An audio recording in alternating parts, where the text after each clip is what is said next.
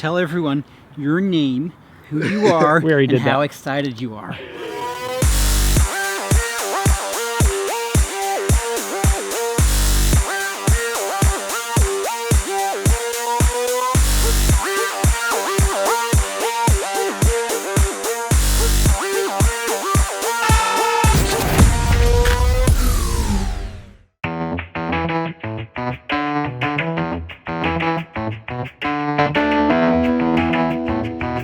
Joshua Cheston. I am a college student in mechanical engineering. Today, I want to bomb this bridge because it looks awesome. I really want to get my flying dialed in, have really tight controls, get rid of the kind of wobbling I'm doing. The goal of this endeavor is to get Josh to fly his quad around and tell us what he thinks it needs. That means tuning it, changing the rates, and helping him out. And then the other goal is to have him fly a quad that's really locked in, because it may change his perspective on what's locked in and what's not locked in.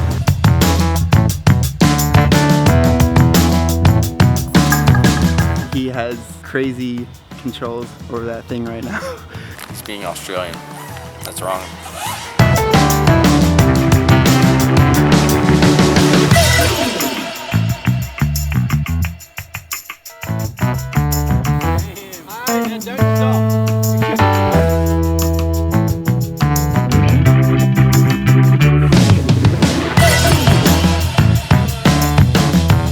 Looking, well, at least from line of sight, it's looking pretty solid, just flying straight and level. I've noticed it tends to bobble around when you really push it, and I wonder how much of that is partly to do with the ESCs that he's running.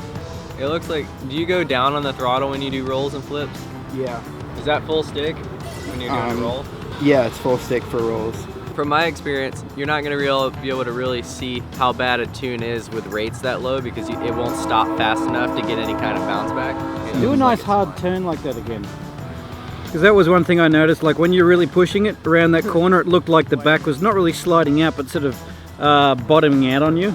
That really is a sign that maybe your P gain for pitch is a little bit too low. The first thing I would suggest you try doing is bumping up your expo a little bit. Okay. Because that little jerkiness you've got there, it is a trait of PID 1 and the firmware that you're using. But it does, in my opinion, I think you're running your expo a little bit too low. Okay. I forgot to turn my timer on, so. Damn, I was wondering how you were doing that. And he's going right towards me, and no one's got a problem with that. Okay, here's one very interesting thing. That's actually going to really make things bad for you tuning wise. See how that moves around? Mm-hmm. It's actually going to oscillate and vibrate on there, and it's going to make things worse. You want it to be as solidly mounted as possible. It's changing the resonant frequency of your quad. The quad itself. Yeah, and can make it very, very hard to tune. When it's not tuned to a very high state, it's not very noticeable, but you'd be able to notice a big difference if that was higher tuned. Okay, so let's deal with rates first. This is like super speed. We'll run these down at 0.70. So there's a lot of ways you can get the same rate speed. Like you can have it flip fast, but you can have it spongy around center, which is what most people want. So even at 70, I'm about to change your RC rate, and it'll probably flip just as fast. So what I did is I increased your RC rate, which makes the whole range sensitive, instead of rate only is supposed to do when you get to full, then it flips as fast as possible, but it's linear, where RC rate makes the whole range a little bit more sensitive. So the higher the number, the more sensitive it is. So I've increased that a little bit. And then RC Expo, so you were at 0.6, which is like typical. 0.7 is what I usually used. So I bumped your RC Expo for your yaw up a tiny bit, because your yaw rates, we can bump your yaw rate up a tiny bit if you have Expo on it, and it'll feel a little better. I'm just gonna mess with rates right now, and then you're gonna go fly again, and then we'll see if that affects how the thing flies and if you think it's better or worse. First, I turned all of my Expo off on my controller just so it's straight linear, and then he also changed the signal that's being sent from the transmitter to the quad. He changed the rate at which my signal is coming in. Did he recap accurately? I wasn't really listening. For somewhat, yeah. So you're not changing the rate at which this receives anything, you're changing the rate at which the input from the flight controller changes. Okay. It's the rate at which the motor speeds up and slows down is what you're changing. This is difficult to explain because RC rate is one thing and then rate is another thing. So going from the radio to the controller board is not the same thing. So having the expo in the controller and then You on can the do, flight so controller? what I did, say, because I like to fly with high rates. Now if I go to an environment where it's really critical that I'm smooth, then I'll put expo into the radio. But it's not something that I do all the time, because what happens is when you have a lot of expo, if you know what expo means, it's an exponential curve. You'll have mushy, mushy, mushy, and then all of a sudden it's like a spike of speed. So if you add expo on top of expo, that spike becomes less predictable. That's like driving a car with the tie rods broken, one of the wheels is a different size, and then you can't see out of one eye. So that's like the comparison of you only mess with one expo, and then you have a mixture of rate, RC rate, and expo, to where it's linear for you, less likely for you to like mess up because you're not going to the exact spot, so it's a little more predictable. However, to find that what you think is predictable takes time, because you have to particularly make it for yourself, because I might find something predictable that Chad might not. Did that make sense? Yes, it made sense. Cool. So we've adjusted your rates. You're gonna fly it now, and we're gonna see if you notice any difference at all. Yeah, it definitely feels a lot smoother, because I mean, before it's like that, it would be really, really jerky. Yeah. And the rate didn't seem to decrease, as like you just did a roll like maybe 5 feet off the ground, but I decreased the rates by 30%. Yeah. So you can see how much RC rate has to do with the input of the rate. Exactly. Like it'll still roll, and it'll like maintain about the same height from the previous roll. And that's one thing that I didn't really realize, is that there were those radio rates inside of Clean Flight that I never really got to or touched upon. It's a bit more precise. It's a little bit twitchy still, but I mean that's PID 1. It might be partly to do with the flying of the pilot as well. So, all right. So bringing it in, we'll adjust the PIDs a little bit. Maybe bump up the rates a tiny bit if you want. All right.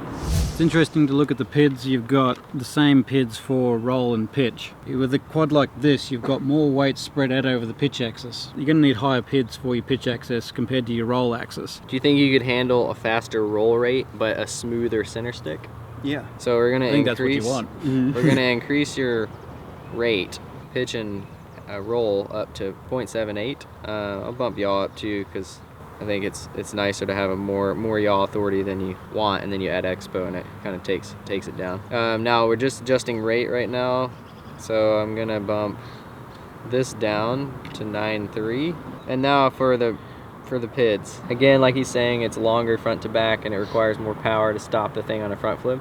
So I'm just gonna go ahead and put in 6 here. That kind of ratio, 4.68, 4.69 is kind of something that I've come across. So we can probably bump your yaw up a tiny bit, go to 9. And that's just P. I don't really, like today is not a great day to tune I because there's no wind at all. If you like kill throttle and then something happens, like a wind gust comes and it moves and it wobbles, you would increase I. So we can leave I there for now. I'm gonna see if we can decrease D. The lower you have D, the more crisp it'll feel. If you have it too low, you'll start getting a lot of oscillations and bobbles after you finish off a roll. So essentially you want to have D as low as you possibly can, whilst it's still doing its job to remove those little oscillations. We can bring in TPA, which stands for throttle PID attenuation.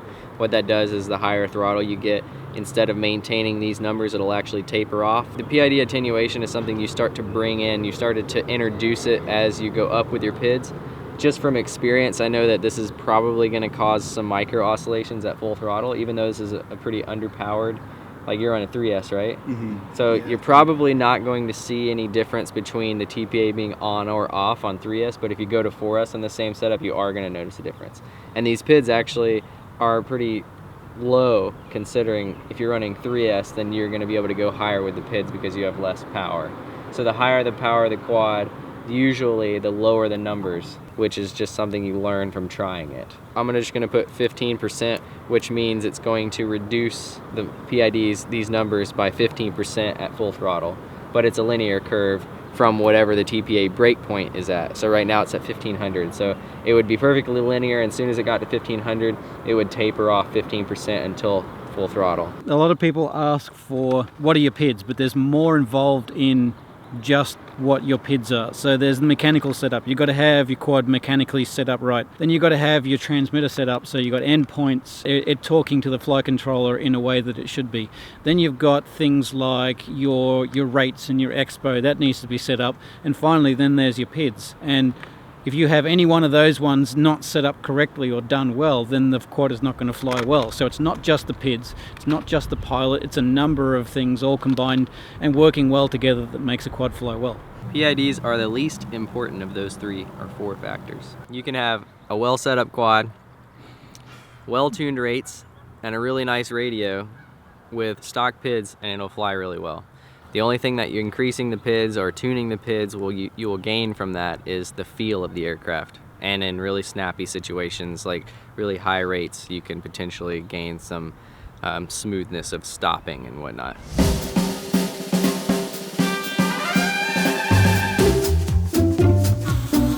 All right. That was a feel. It's twitchier, but it's a smoother twitchier. So like roll rate's a little bit faster.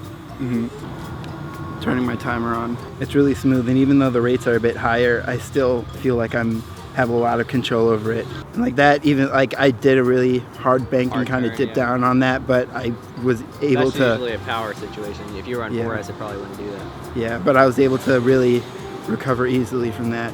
It gives you the confidence because it's going to do exactly what you say and not something that you didn't expect. I mean, yeah, I feel like I can fly faster because I have really good control over it.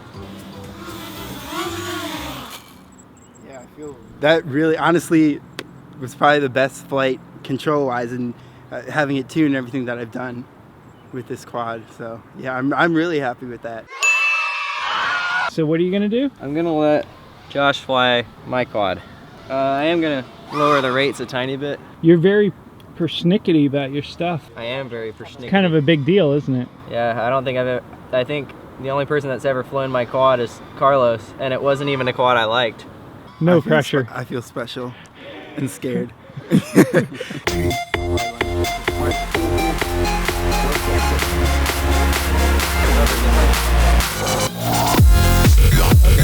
Wow, I'm impressed. Yeah, this feels good, really good. I mean, obviously the power behind it makes a lot of difference, but when I locked back in after that roll, I feel really good just locking right back in and knowing that it's going to be stable, ready to hover, and then I can do whatever I want to do. All right, FPV.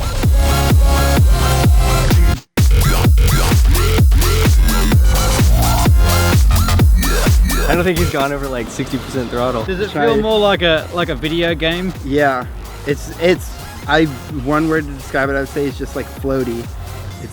Well, he doesn't even punch out. Like don't punch out for long, but just yeah, you can feel the power behind it. It's powerful. Yeah, it's really powerful. 3 seconds, you're out of the atmosphere. Yeah, basically. 4, you hit the moon. You're feeling now what we say when the quad is locked. It's doing only what you say, precisely what you say, as crisply as you say. Rain. All right, I'll bring it in. Keep coming. I'll turn it off. Just get low. There you go. Awesome. Cool. Down. That was awesome. So you've never flown a quad like that. You've never flown my quad. You're using my radio, and you were able to completely have fun around here and not be too worried about it. So it's just something that you can pick up, and it should be predictable. It's like a video game. It should be the same every time you pick it up, and that's the struggle that I think people don't get. If you can't pick up something and it's the same every single time, then you're never gonna learn, because you don't know what the boundaries are. You're like, well, here was the limit today, but tomorrow the limit is here because the quad's not acting right. So you really need it to be as consistent as possible. Any final words you want to say about Rotor Riot?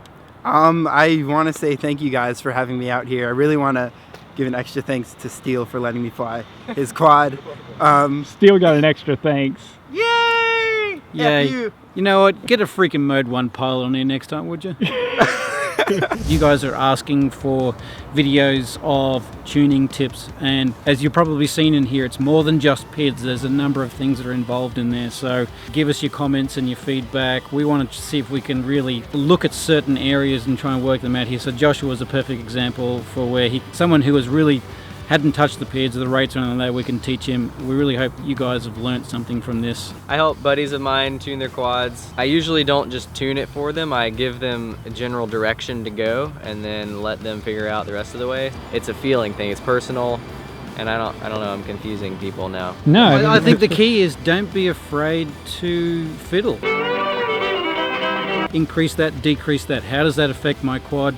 And how do I like it? Do I don't like it? Take a screenshot, take a CLI dump of whatever you're using. If it doesn't work, you can always revert to back what you've got. But don't be afraid to play. That's how you learn. You learn from your mistakes. Going, okay, I've gone too far. I don't like that. Bring that back. Yeah, I like that. Play, ask questions, learn a little bit, then help someone else. Okay, so what we do is we just say, hey guys, thanks for watching. Really hope you enjoyed this video.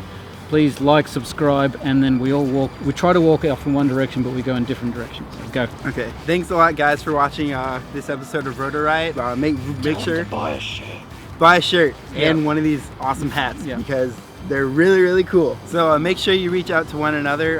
We're a community, we're always here to help each other. So yeah, hope you have a good day. Okay, we're gonna walk this way. Yes! Yes!